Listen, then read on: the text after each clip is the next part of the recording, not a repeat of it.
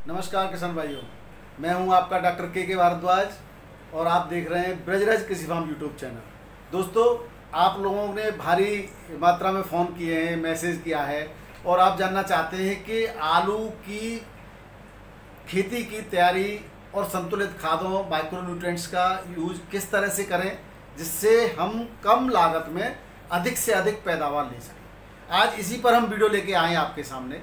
दोस्तों, मैं MSc chemistry and chemical sciences से एमएससी हूँ, उसके बाद बायोकेमिस्ट्री के अंदर पीएचडी हूँ। तो ये मेरा रिसर्च का भी टॉपिक रहा है, तो मेरा इंटरेस्टिंग टॉपिक है। आप चाहें इसमें केमिकल से रिलेटेड और भी क्वेश्चन मुझसे पूछ सकते हैं।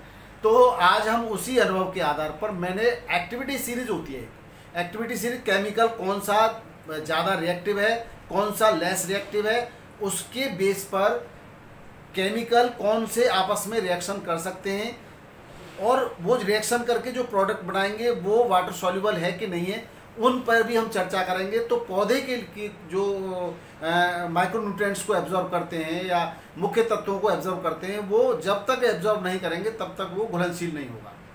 क्योंकि पौधे पानी भी कैसे लेते हैं, पौधे पानी डायरेक्ट आपने वो जो पानी दिया उस पानी को थोड़ी एब्जॉर्ब करते हैं। वाटर ड्रॉपलेट्स की फॉर्म में मिट्टी के अंदर जो पानी इकट्ठा होता है उस पानी को शिरिकाओं के द्वारा, छोटे छोटे जो होते हैं हेयर रोम्स होते हैं, उसके द्वारा एब्जॉर्ब करते हैं। तो इसी पर हम वीडियो लेके आए। तो सबसे पहले हम बात करते हैं, शुरुआत से ही करते हैं कि आलू की तैयारी से पहले किस तरह से खेत की तैयारी करें जिससे आप कम लागत में अधिक उत्पादन कर सकें। तो दोस्तों, सबसे पहले आप जैसे ही बरसात के शुरू होती हैं, तो बरसात के दिनों में अगर उससे पहले आपने आलू के बाद बाजरा बोया तो आप एक फसल ले सकते हैं। उसके बाद आप कम से कम तीसरे साल या चौथे साल या 2-3 साल के बाद एक गैप लेकर के एक साल उसमें हरी खाद जरूर करें। हरी खाद के रूप में आप ढैंचा या सनई या दोनों को मिक्स करके बो सकते हैं। जब ये खाद 40 दिन की हो जाए तो आप जड़ों को उखाड़ करके देखें, और ये मैं आपको बता दूंगा कि जड़ों में जब गांठें पड़ जाएं, और वो जब गांठें पड़ जाए ढैंचा की जड़ों में, तब उसकी जुताई करवा दें और जुताई करवा करके उसको छोड़ दें। और इससे पहले गर्मियों में उसको जो है जुताई कराते रहें जिससे कि सनलाइट के द्वारा उसके अंदर जो फंगस होता है वो उसमें मर जाए। अगर किसी खेत में रोग ज़्यादा है तो किस तरह से मिट्टी का स्टेराइलाइजेशन करेंगे, मिट्टी को किस तरह रोगाणुरोध करेंगे, उसके लिए हमने वीडियो बना रखा है, मैं लिंक दे दूंगा, आप उसको देख लें। अब बरसात हो जाती है, अब जब 1 महीना रह जाए आपके आलू की बिजाई में, यानी सितंबर अक्टूबर जो अगैती बुवाई करते हैं उनके लिए मैं कह सकता हूं कि आप 15-20 दिन पहले इस काम को कर सकते हैं। लेकिन जो अक्टूबर में या 15 अक्टूबर के आसपास बुवाई करते हैं वो 15 सितंबर से अपनी तैयारियां शुरू कर दें। तो से 7 कुंटल 5 से 7 टन गोबर की खाद प्रति एकड़ के हिसाब से आप डाल दें, और उसके बाद उसमें 10-12 कुंटल प्रति एकड़ के हिसाब से वर्मी कंपोस्ट डाल दें। अगर आपने इन खादों का प्रयोग किया है तो आज मैं जो केमिकल खाद वाली जो मानक बताऊंगा उसमें आप उस खाद को आधी कर सकते हैं, बिल्कुल आधी कर दीजिए। अगर आपने गोबर की खाद प्रॉपर नहीं डाली है, वर्मी कंपोस्ट जिसको कहते हैं, वो पूरी नहीं डाली है, तो फिर आपको जो है केमिकल की खाद, जो रासायनिक खाद है, वो पूरी लेनी पड़ेगी। क्योंकि वर्मी कंपोस्ट के अंदर नाइट्रोजन का 2.5 से 3%, फास्फोरस 1.5 से 2% और पोटास 1.5 से लेकर के 2% पाया जाता है। इसके अंदर micronutrients zinc, copper, magnesium, calcium, sulphur, cobalt, boron ये भी पाए जाते हैं। तो इससे माइक्रोन्यूट्रिएंट्स के अलावा प्रमुख तत्वों की पूर्ति होती है। आप जानते हैं किसी भी फसलों के लिए 3 प्रमुख रूप से तत्व होते हैं, पोटास यानी पोटेशियम, फास्फोरस और जो है नाइट्रोजन। तो नाइट्रोजन की मात्रा सर्वाधिक पौधे की वृद्धि के लिए आवश्यक होती है। फास्फोरस उसके मूल संरचना यानी पूरा अंदर संवहन तंत्र को विकसित करता है, और पोटास उसकी जो है सीड की प्रोसेसिंग और सेल डिवीजन को जो है काफ़ी मात्रा में उसको जो है फायदा पहुंचाता है। इस तरह से हम जो है इन पौधों की बात करें तो ये सब चीज़ें की आवश्यकता इन पौधों में पड़ती है। अब हम जो है बात कर लेते हैं आपको, अब गोबर की खाद अंतिम रूप से जब डालें आप लास्ट में, तो 5 केजी ट्राइकोडर्मा 250 केजी गोबर की खाद में मिला करके ऊपर से एक बार और रख दें। और अगर आपने गोबर की खाद डाली है उसमें 1 महीने पहले ट्राइकोडर्मा डाल देते हैं, 5 केजी प्रति एकड़ के हिसाब से डालने, यानी 250 कुंटल में 5 केजी डालने उस हिसाब से, तो और भी बेहतर है। लेकिन उसमें बारिश नहीं होनी चाहिए, या तो बारिश से आप ढक के रखें या वो गड्ढे में गोबर होना चाहिए, उसका महत्व ही अलग हो जाता है। आप जो है इसके अलावा ट्राइकोडर्मा, सुडोमोनास ये तो प्रयोग कर ही सकते हैं।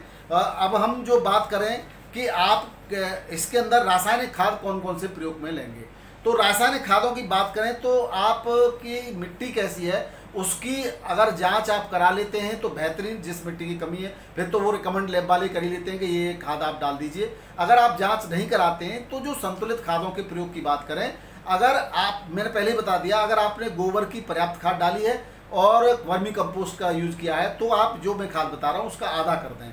तो सिंगल सुपर फास्फेट का प्रयोग कर सकते हैं। अगर सिंगल सुपर फास्फेट के आपने 3 बैग या 2 बैग प्रति एकड़ ले लिए हैं तो जिसमें 16% फास्फोरस होगा और कैल्शियम और सल्फर भी होगी।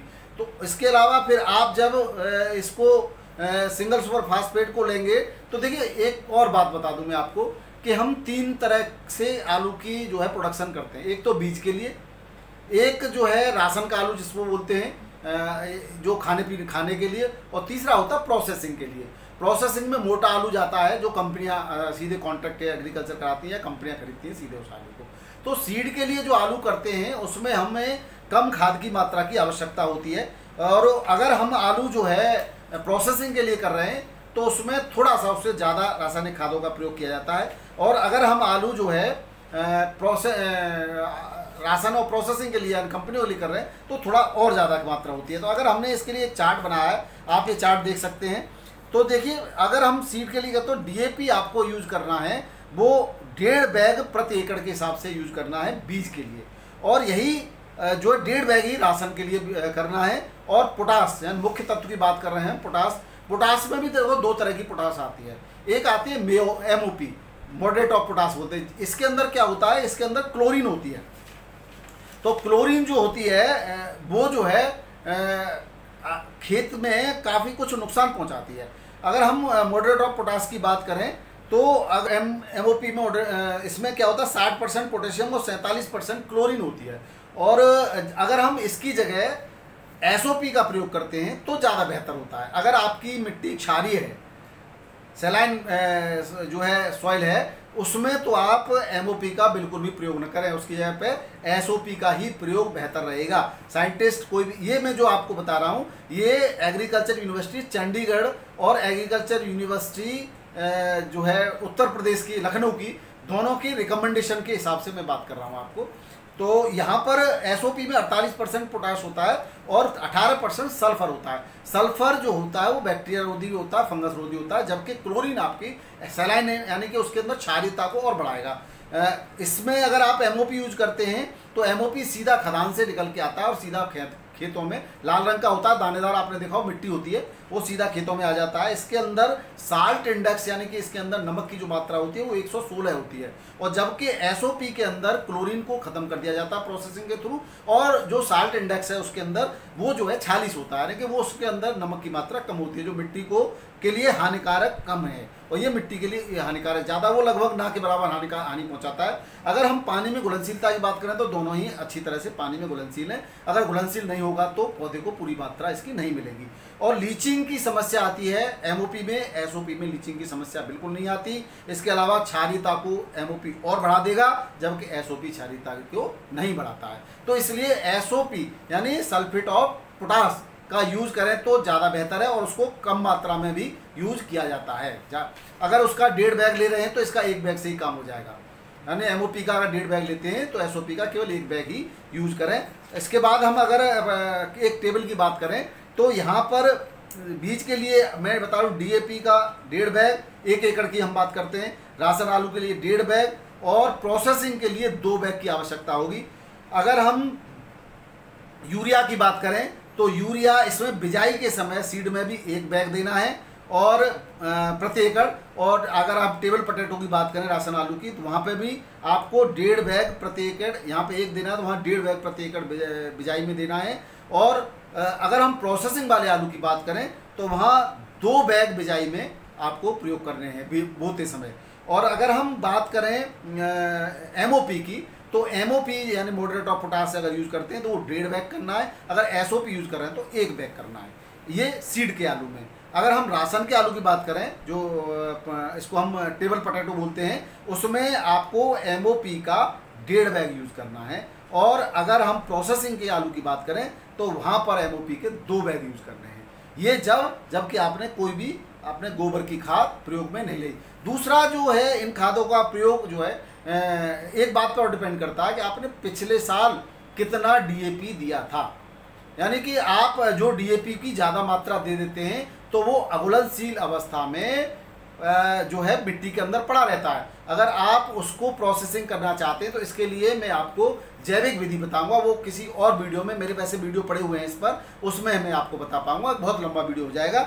इसके अलावा जब मिट्टी आप चढ़ाते हैं यानी कि लगभग 1 महीने के बाद आपको सीड पोटैटो के अंदर 1.5 बैग यूरिया और देना है। अलग अलग टाइम पे दे सकते हैं, एक साथ नहीं दें आप, 50-60 आधा आधा दे दें 2 बार के अंदर, एक बार 1 महीने, फिर दूसरा 45 दिन में, 15 दिन बाद दे सकते हैं, पहले पानी और दूसरे पानी पर, या दूसरे या तीसरे पानी। पहला पानी आप 8-10 दिन बाद ही दे दें, क्योंकि लोग कभी कभी जब जर्मिनेशन हो जाता है तब देते हैं, लेकिन आप पहले हल्का हल्का बिल्कुल तली में पानी चला जाए, वो 8 दे जाए कि 8-10 दिन बाद दे सकते हैं। उसके बाद दूसरा पानी 1 महीने बाद देंगे, उस समय आपको यूरिया का प्रयोग करना है। 45 दिन तक आपको सारा यूरिया लगा लेना है। अगर इस और आपको ये टेबल पोटैटो और सीड पोटैटो इन दोनों में इतना यूज़ करना है। इसके अलावा अगर प्रोसेसिंग वाला कर रहे हैं तो वहाँ पर 2 बैग यूरिया का यूज़ करना पड़ेगा प्रति एकड़, यानी 1 बैग आप 30 दिन पर कर लें और दूसरा बैग 45 दिन पर कर लें। लेकिन एक बात ध्यान रखें, अगर किसी प्रकार के रोग आने की संभावना दिखाई दे रही हो तो यूरिया को कम कर दें। इसके अलावा हम नाइट्रोजन का प्रयोग इसकी फॉर्म में न करके आप स्प्रे की फॉर्म में भी कर सकते हैं। NPK आता है 20-20-20, उसको भी आप प्रयोग में ले सकते हैं स्प्रे की फॉर्म में। तो आप देख लें कैसे करना है, ये बात तो रह गई। इसके बाद हम माइक्रोन्यूट्रेंट्स की बात कर लेते हैं। तो माइक्रोन्यूट्रेंट्स में आपको zinc, sulphur, magnesium, iron, boron, cobalt, manganese, इसका आपको प्रयोग करना होता है। ये सूक्ष्म आंतरिक तत्व कहलाते हैं। इसकी ज़्यादा मात्रा की आवश्यकता नहीं रहती, लेकिन बहुत कम मात्रा आलू के पूर्ण विकास के लिए अति आवश्यक है। तो सबसे पहले हम बात करें जिंक की, तो जिंक पौधों की बढ़वार को बढ़ाएगा और जिंक सल्फेट की फॉर्म में ये बाजार में मिलता है। और इसको जो है जिंक को DAP के साथ मिला करके, या मैं तो ये भी कहूँगा कि आप यूरिया के साथ मिला करके भी बिल्कुल न डालें खेतों में। और अगर आपको बुवाई में देना है तो चिलेटेड जिंक को 700 ग्राम प्रति एकड़ की मात्रा लेकर के 700-750 ग्राम प्रति एकड़ आप डाल सकते हैं। ये क्या करेगा, ये आपके पौधों के हार्मोन्स को भी नियंत्रित करता है। बात सल्फर की करें तो सल्फर जो है अमीनो एसिड को नियंत्रित करता है, प्रोटीन निर्माण में सहायता करता है, पौधे की ग्रोथ को नियंत्रित करता है, पौधे का डेवलपमेंट करता है, और फोटोसिंथेसिस, मुख्य रूप से ये सब चीज़ें जो भोजन बनाने की प्रक्रिया है पौधों के अंदर, उसके अंदर क्लोरोप्लास्ट यानी कि जो हरा रंग होता है उसका वो, और उसमें मैग्नीशियम भी होता है, उसका जो मुख्य तत्व है मैग्नीशियम है, और सूर्य का प्रकाश और पौधों से जड़, और उसके अंदर भोजन के लिए अन्य माइक्रोन्यूट्रिएंट्स की आवश्यकता होती है, और कार्बन डाइऑक्साइड ये वातावरण से लेकर के जो है भोजन बनाते हैं, उस प्रक्रिया में सहायक होते हैं अमीनो एसिड्स। इसकी जो मात्रा लेनी है आपको सल्फर की, वो 5 से 7 kg प्रति एकड़ लेनी है। ये 70 से 80 रुपये किलो या 100 रुपये किलो तक अधिकतम मिल जाता है। मैग्नीशियम की बात करें, इसके अलावा अगला तत्व जो सूक्ष्म आंतरिक तत्व मैग्नीशियम है, ये फोटोसिंथेसिस प्रक्रिया में मैंने अभी बताया क्लोरोफिल का प्रमुख तत्व है ये, तो उसको बनाने में ज़्यादा महत्वपूर्ण भूमिका निभाता है, और जो है सूर्य के प्रकाश को एब्जॉर्ब करने में ये सहायक है। तो जो कहते हैं जब सर्दियों में जब बहुत ज़्यादा कोहरा हो रहा रहता है तो अब मैग्नीशियम की अगर कमी होगी तो पीली पत्तियाँ हो जाती हैं, यानी कि उनको सूर्य का हरित लवक उसके अंदर नहीं बन पाता और सूर्य का प्रकाश भी एब्जॉर्ब नहीं होता। इसकी वजह से जो उनके फूड बनने की प्रक्रिया है वो स्लो हो जाती है, और ट्यूबर जो होता है वो मोटा होने के बजाय वो छोटा छोटा रह जाता है। तो क्यों छोटा रहता है, आप बहुत सारी चीज़ें के छोटा रह गया, आलू को बढ़ाने की दवा, मोटा करने की दवा डालते हो। अगर आपने पूरी प्रोसेस को ध्यान से देखा है और मेरी बात को समझ में आ रही है तो आप निश्चित रूप से आपको अच्छे प्रोडक्शन प्राप्त होगा। अब बात ये मैग्नीशियम सल्फेट की फॉर्म में मिलेगा, इसको 6 से 10 kg प्रति एकड़ में आपको डालना है। अब दूसरा अगला तत्व है आयरन। आयरन फेरस सल्फेट की फॉर्म में प्राप्त होता है। ये भी फोटोसिंथेसिस, क्लोरोफिल निर्माण और सेल ग्रोथ में सहायक होता है। सेल मतलब इसके कोई भी पौधे की बॉडी या हमारी बॉडी भी जो सबसे छोटा जो तत्व होता है वो सेल होता है, इसको कोशिका कहते हैं। तो कोशिका विभाजन में यानी पौधे को निर्माण में ये सहायक होता है। आयरन बहुत कम मात्रा में आवश्यक होता है लेकिन जरूरी होता है। ये आपके बायोलॉजिकल प्रोसेस में सहायता करता है, एंजाइम कंपोनेंट में भी ये सहायता करता है, और इस तरह से इसको 5 kg प्रति एकड़ आपको देना है आलू के खेती में। और इसको अगर बाद में आवश्यक हो तो स्प्रे भी कर सकते हैं, अगर यहाँ नहीं दे पाते हैं तो स्प्रे 500 ग्राम प्रति एकड़ के हिसाब से इसका स्प्रे चिलीटेड की फॉर्म में लाते हैं, घुलनशील होता है और वो स्प्रे हम कर सकते हैं। इसके बाद जो अगला तत्व है वो है बोरॉन। बोरॉन जो है इसका जो काम होता है वो आलू पोटैटो के अंदर एक्चुअली ये स्टार्च होता है, स्टार्च जो पौधे निर्माण करते हैं तो स्टार्च की फॉर्म में स्टोर्ड होता है फूड इसका, और वो नीचे जो है ट्यूबर की फॉर्म में होता है, उसको ट्रांसफॉर्मेशन वहाँ तक लाने का काम जो करेगा वो आपका ये करेगा बोरोन। तो इसलिए बोरोन का स्प्रे भी हम करते हैं और बोरोन को हम बिजाई के समय भी देते हैं। ये सेल डिवीजन में भी मदद करता है, यानी कि पौधे की बढ़वार में भी सहायता करेगा, पौधे के विकास में भी सहायता करेगा, और अमीनो एसिड प्रोडक्शन में, यानी कि वहाँ जब हम उसके नाइट्रोजन के लिए अमीनो एसिड, इसके एक तत्व प्रमुख तत्व है, इसमें भी पौधे के अंदर बहुत सारे न्यूट्रिएंट्स होते हैं, उनको इकट्ठा करने में भी ये आपकी मदद करेगा। ये इसके अंदर जो है 14.8% FeSO4 में आयरन पाया जाता है और 4 kg प्रति एकड़ के हिसाब से इसकी डोज आलू के खेतों में देनी होती है। इसको जो है 100 रुपये किलो के आसपास का ये आपको बाजार से मिल जाएगा, और जो है इसको जो आप खेतों में देंगे। तो ये थे माइक्रोन्यूट्रिएंट्स की बात हो गई। अब हम अगले तत्व की बात करते हैं, मैग्नीज। मैग्नीज देखो बहुत ज़्यादा आपको हो सकता है मिले भी नहीं, लेकिन कुछ आपको जो एक मिक्स खाद दे देते हैं किसानों को कि भाई आप इसको दे दीजिए, आप वो मन लाइए, आप मैं बता रहा हूँ इस फॉर्मूले से लाइए और इनको अलग अलग दीजिए आप, तो निश्चित रूप से आपको फायदा होगा। तो मैग्नीज सल्फेट की फॉर्म में आता है, ये आपका क्लोरोप्लास्ट प्रोडक्शन में बहुत हेल्प करता है। ये 1 kg प्रति एकड़ आप दे दीजिए इसको, ये सबसे कम मात्रा में आवश्यकता होती है इसकी, तो ये भी 130 से 140 रुपये प्रति kg के हिसाब से मिलता है। ये तो रहे आपके सूक्ष्म तत्वों की बात। अब किसान भाइयों, अब कुछ किसान ऐसे रह गए जो केवल जैविक खेती करते हैं, वो रासायनिक खादों का प्रयोग नहीं करना चाहते। तो ऐसे किसानों को आपको 5 से 7 टन प्रति एकड़ के हिसाब से गोबर की खाद और 12 साढ़े 12 टन के कुंटल के हिसाब से प्रति एकड़ के हिसाब से केंचुआ खाद यानी कि वर्मी कंपोस्ट ये दे दें। उसके अलावा सागरिका का प्रयोग आपको करना है, 20 kg प्रति एकड़ सागरिका जरूर डालनी है, जो आती है इफ्को की सागरिका आती है। ये माइक्रोन्यूट्रिएंट, ये एक्चुअली समुद्री शैवाल से बना हुआ एक माइक्रोन्यूट्रिएंट्स का कंपोनेंट है, इसको भी आप दे दीजिए। और अगर आप और वो जो आपको मैंने बताया हरी खाद वो कर दी है, तो फिर आपको किसी भी माइक्रोन्यूट्रिएंट्स की आवश्यकता नहीं है।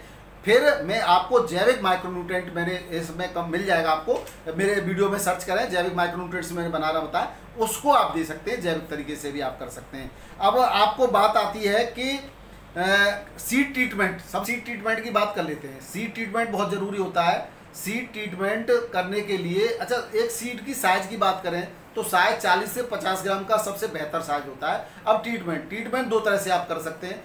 अगर आप रासायनिक ट्रीटमेंट करते हैं तो आपको सिस्टेमेटिक और कॉन्टैक्ट फंगिसाइड और एंटीबायोटिक तीनों चीज़ों से ही सीड ट्रीटमेंट करना चाहिए।